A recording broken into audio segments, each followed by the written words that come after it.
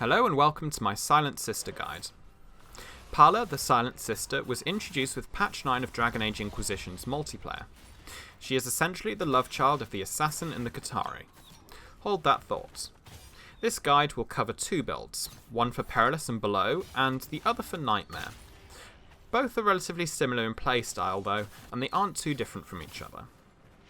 Parla, like the Qatari, has the ability to generate guard on hit. For this reason, our builds will be keeping this in mind when choosing abilities. The first ability that I've chosen is unlocked by default, Charging Bull. This skill builds guard and is used to close the gap between you and ranged units. Charging Bull can also hit multiple enemies, further increasing guard generation. One thing to be wary of is the stamina that this ability drains.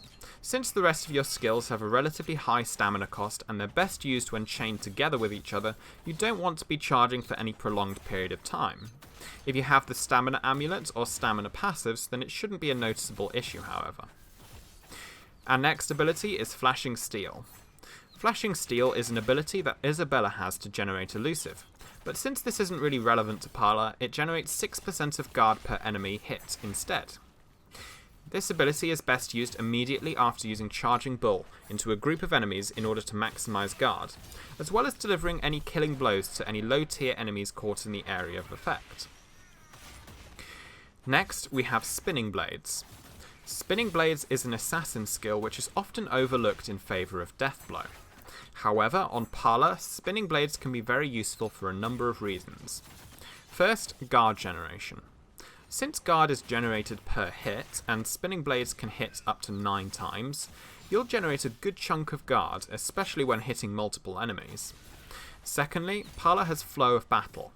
With this passive, Spinning Blades can take up to 9 seconds off the cooldown of all abilities, and that's only when it hits one target, allowing for the Charging Bull, Flashing Steel, Spinning Blades combo to be used very often. Spinning Blades upgraded will also knock down any light enemies, further adding to its effectiveness, especially against stalkers and shadows. And lastly, Hidden Blades. Hidden Blades really doesn't need any explanation. You use it on something and then it's dead. It's really that simple. It's a good ranged attack, and the multiple hits give the same benefits as Spinning Blades does: cooldown reduction and guard generation. And that's it for the Perilous and Below section. Now for the Nightmare variants. Nightmare poses a few difficult obstacles that Parla will need to account for. The first being shield bearers.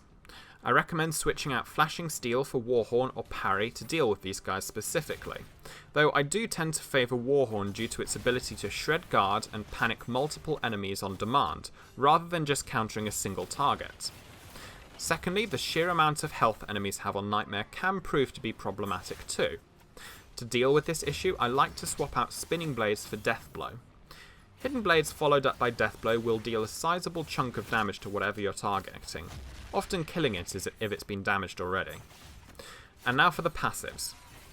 Flow of Battle is, as always, an insanely strong passive, and you should try and get this as soon as possible. Along the way, you will also get Looked Like It Hurts, which solves most of your stamina issues as well. For Nightmare, I do recommend getting both guard passives for obvious reasons.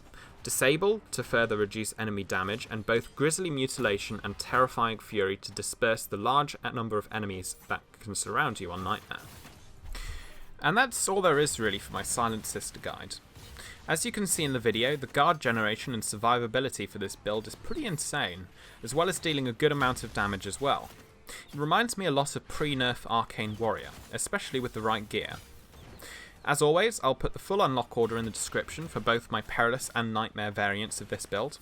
Thanks for watching, goodbye.